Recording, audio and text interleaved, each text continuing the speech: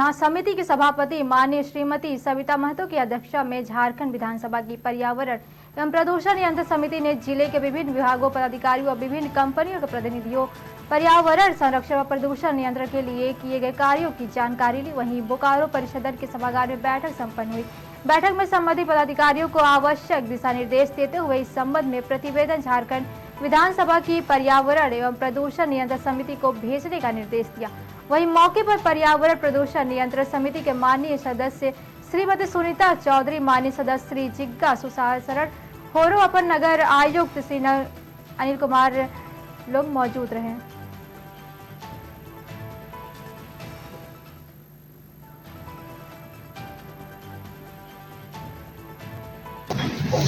आज बोकारो जिला में पर्यावरण नियंत्रण समिति की बैठक थी और यहाँ पर सभी पदाधिकारी थे और वहाँ पर सारा चीज जगह पर्यावरण के लिए, जैसे हमारे कोयला क्षेत्र है इस जिला में ज्यादातर, तो प्रदूषण जो भी यहाँ पर ज्यादातर के लिए प्रदूषण धूल उड़ना या रोड में पानी में चिपका होता है। इसी तरह विभिन्न स्कूल शिक्षा, ग्रामीण विकास, ऊर्जा विभाग, इसी तरह सभी विभाग के पर चर्चा हुई है और बहुत सारे ऐसे कमी पाई गई है और मैं आशा करती हूँ कि कुछ ही समय तक ये सुधार होगा। बोल के मतलब क्या ऐसे जगह है कि उस प्रदूषण पानी को नदी में दे वो टाइम में दिया गया है कि ये पर सुधार लाएं और विभाग भी बोले हैं कि उनको जल्द से जल्द उनका सुधार किया जाएगा। तब आज की मीटिंग से आप संतुष्ट? जब तक पूरा नहीं होगा हम लोग उसमें फिर विधानसभा में उसको बुलाया जाएगा।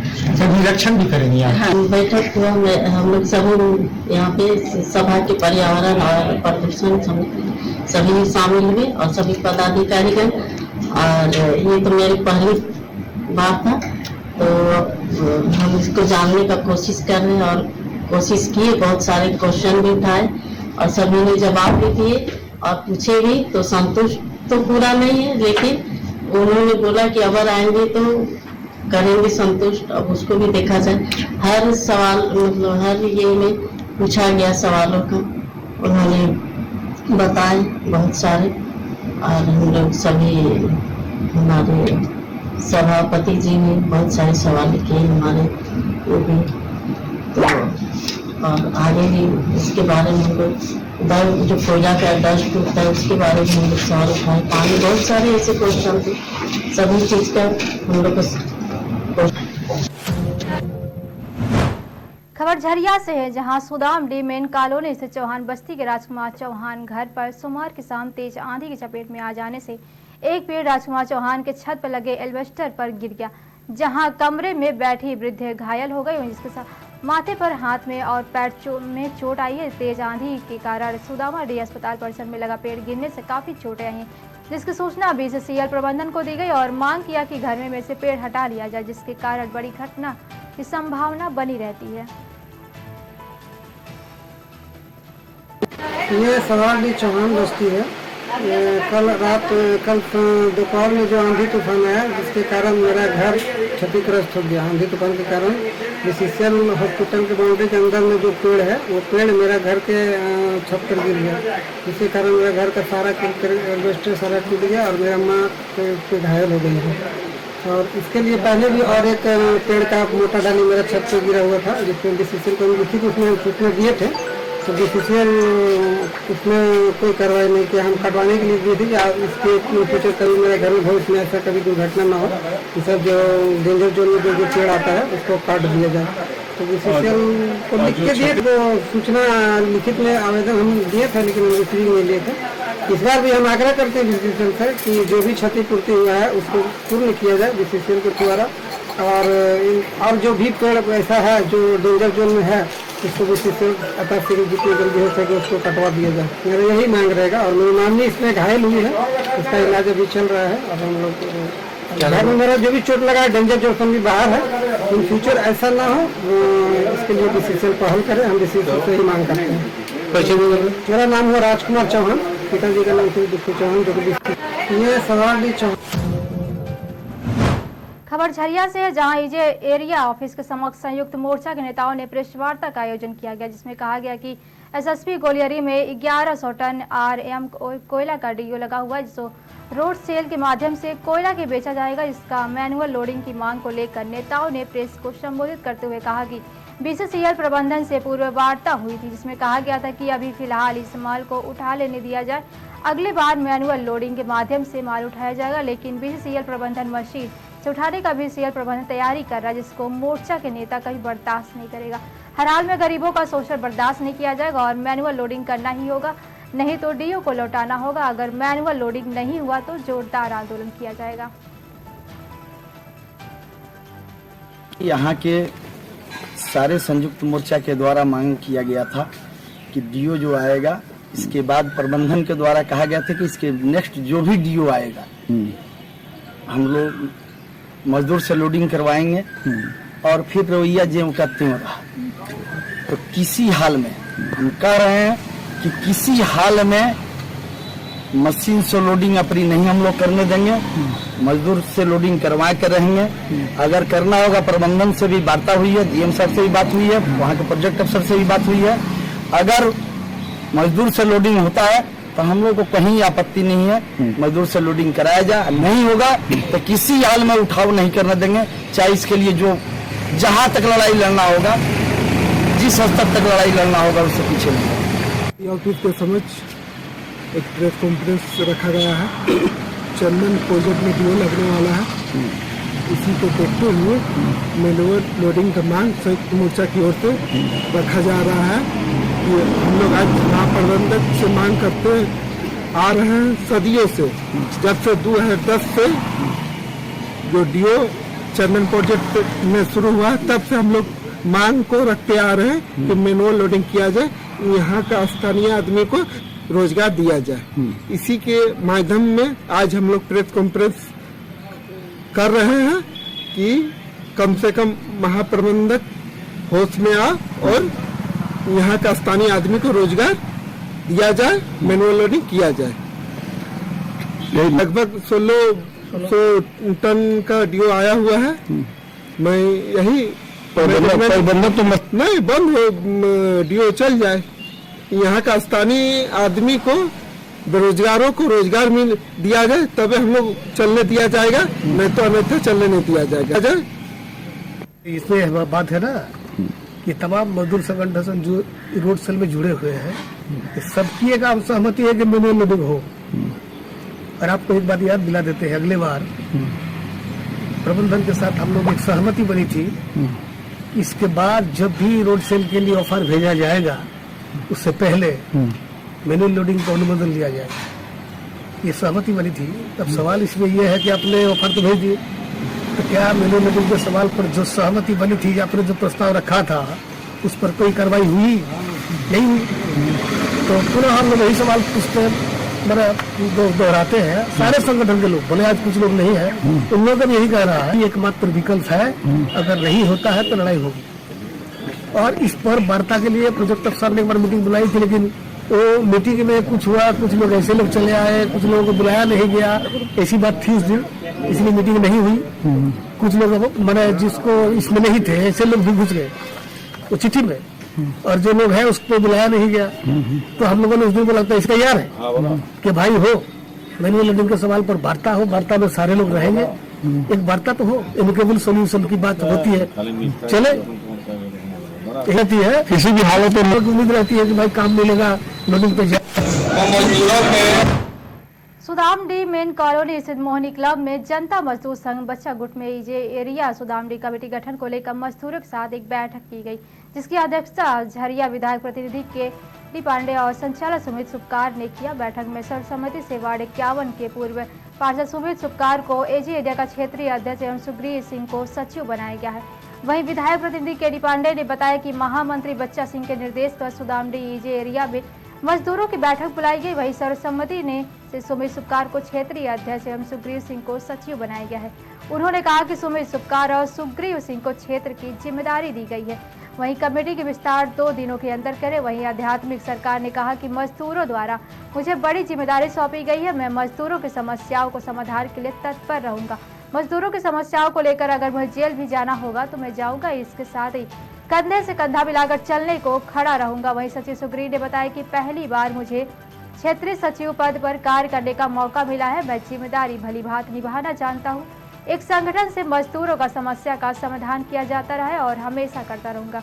हमारा संगठन भिलौर का अस्पताल का है, वहीं जहां पर हर समस्या का समाधान किया जाएगा।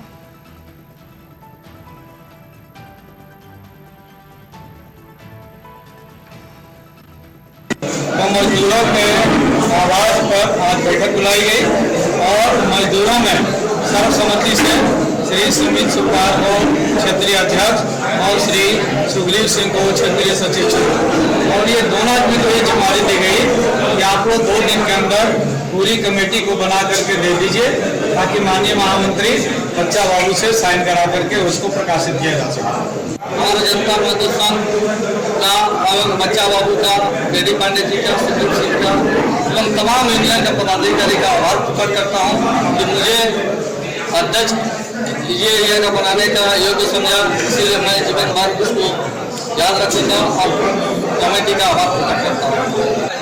लगभग 20 वर्ष पूर्व मैं यहाँ का क्षेत्रीय सचिव था और जितने दिनों तक मैंने क्षेत्रीय सचिव के पद पर कार्य किया उसके अपने अलग अंदाज रहे। बीच में मुझे केंद्र का मैं चयन हुआ और मैं केंद्रीय राजनीति में, ट्रेड यूनियन की राजनीति में चला गया और वहाँ पे कार्यक्रम करता रहा। पर पुनः फिर से बच्चा बाबू का निर्देश प्राप्त हुआ कि नहीं, क्षेत्र में जाकर के काम करना है। तो हम लोग संघ के सिपाही हैं और महामंत्री का आदेश मेरे लिए सर्वोपरि है और इसीलिए हम लोग पुनः आज यहाँ पे एक बैठक करके और क्षेत्रीय अध्यक्ष, चूंकि सुमित जी भी जो अध्यक्ष बने हैं वो HMS के पदाधिकारी हैं और मैं जनता मजदूर संघ में संयुक्त महामंत्री से लेकर के केंद्रीय उपाध्यक्ष के पद पर रहा, पर पुनः उन पदों के अतिरिक्त मुझे यहाँ पे कार्य करने का आदेश मिला है। पूरी तत्परता, तन्मयता के साथ और उत्साह के साथ हम लोग कार्य करेंगे। मजदूरों के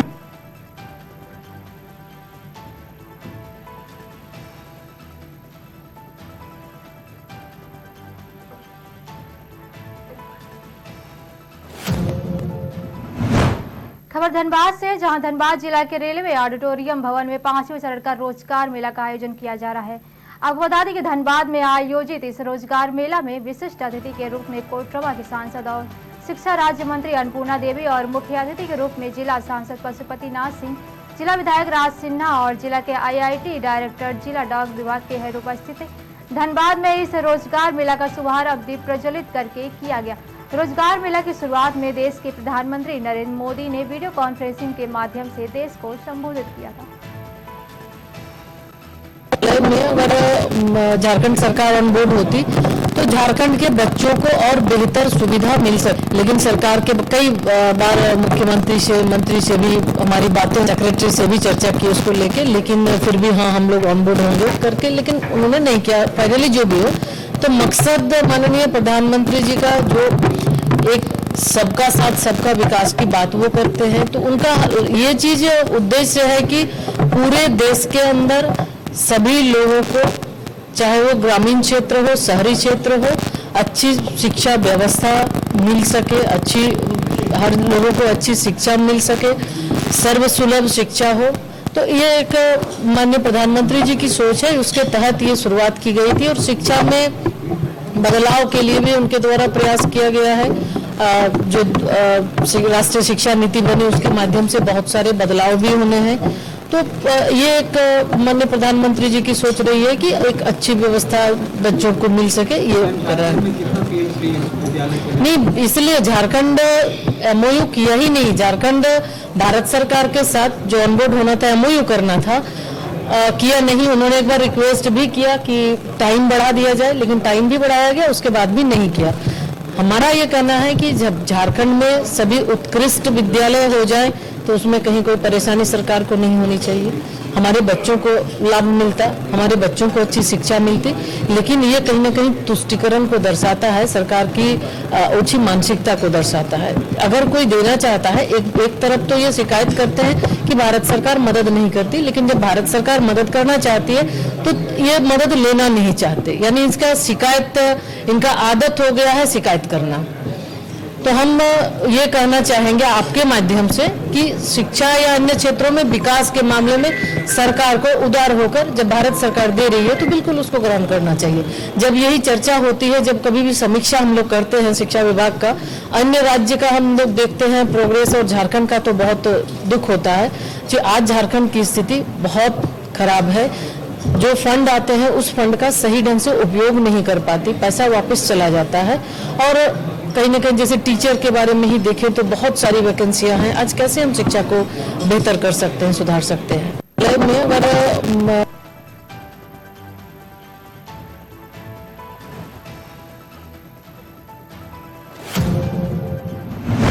खबर बोकारो से है, जहां आउटसोर्सिंग के जरिए अटेंडेंट के बहाली में स्थानीय 75% विस्थापितों की बहाली नहीं करने को लेकर विस्थापित बड़ी संख्या में बोकारो जनरल अस्पताल के गेट के पास पहुंचे और नारा लगाने लगे। इस दौरान सुरक्षा बलों ने उन्हें रोका और आश्वासन दिया कि उच्च अधिकारियों से वार्ता कराया जाएगा। बताते चले कि बोकारो जनरल अस्पताल में निजी company intelligence security of India नामक एजेंसी द्वारा अटेंडेंट की बहाली में विस्थापितों को 75 भागीदारी न दिए जाने के कारण बोकारो जनरल अस्पताल में निजी कंपनी में कार्यरत मजदूरों को आंदोलन के तहत कार्य करने से रोकने एवं आउटसोर्सिंग कार्यालय में तालाबंदी करने के संबंध में बड़ी संख्या में बोकारो के विस्थापित बोकारो जनरल अस्पताल में जुटे और विस्थापितों को बोकारो जनरल अस्पताल में अटेंडेंट के पद पर हो रहे बहाली में 75% लेने की बात कही। विस्थापितों का कहना है कि ये झारखंड सरकार का नियम है।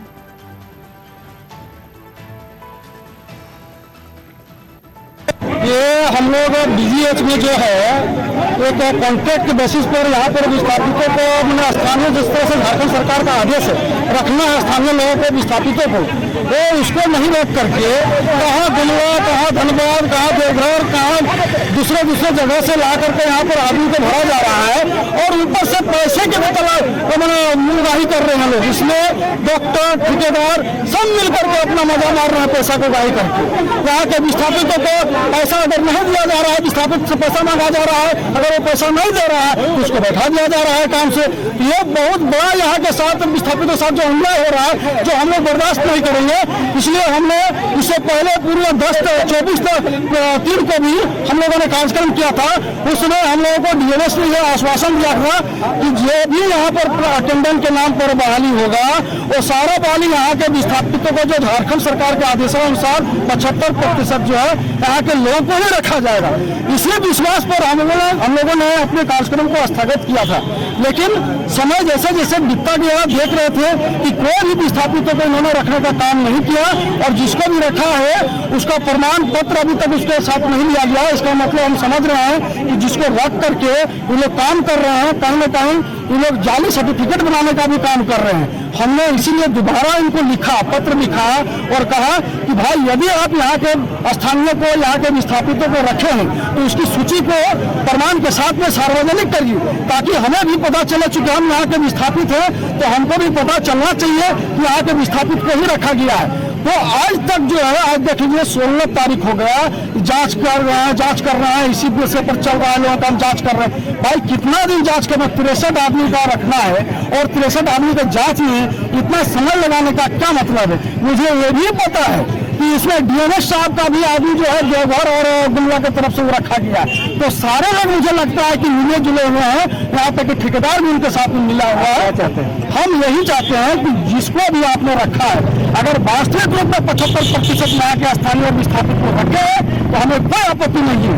और यदि अगर उसका नहीं रखे हैं तो यहाँ के विस्थापित को 100% उसको हक देने का काम कीजिए। और जो सूची आपने बनाया है, जिस लोगों को आपने बहाल किया है, वो सारा सूची को ओपन कीजिए ताकि सारे लोगों को पता चल सके कि यहाँ के लोग विस्थापित है, यहाँ के स्थानीय है। आपका कहना नहीं मानेगा?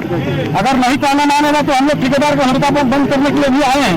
अभी वार्ता करने के लिए बोल रहा है, हम वार्ता से संतुष्ट होने वाले में नहीं है। अगर यदि संतुष्ट हम कब होंगे जब हमारे यहाँ के लोगों को दिखाई पड़ेगा कि हाँ हमारे यहाँ के लोग यहाँ पर काम कर रहे हैं, तब संतुष्ट होंगे। अन्यथा हम आज इनका ठेकेदार का कार्यालय में हम ताला मारेंगे। ये हम लोग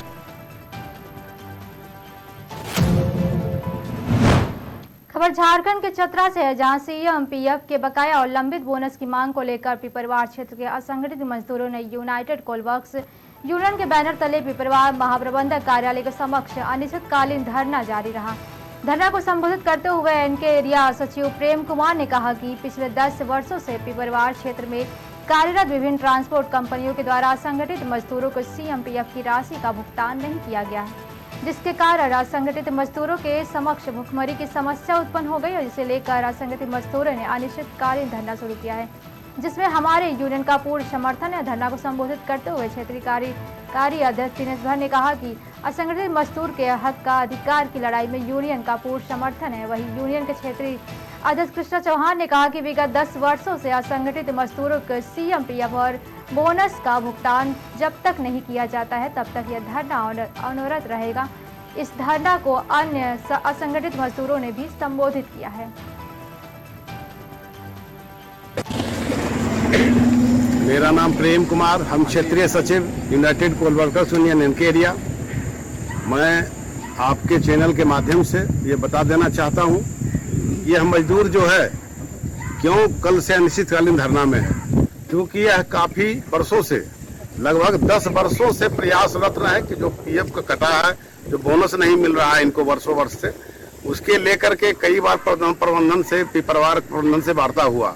ये आंदोलन असंगठित मजदूरों को लेकर है या संगठित मजदूरों? असंगठित मजदूरों को लेकर के है ये आंदोलन, क्योंकि असंगठित मजदूरों का आपको मालूम होगा कि हमारे साथियों ने भी बताया, अध्यक्ष जी भी बताया, वर्किंग प्रेसिडेंट भी बताया कि बार बार प्रबंधन से वार्ता की, यह सीएम पीएफ वर्कर का काटे हैं लेकिन कॉन्ट्रैक्टर का से नहीं काटे। भाई किसकी गलती है?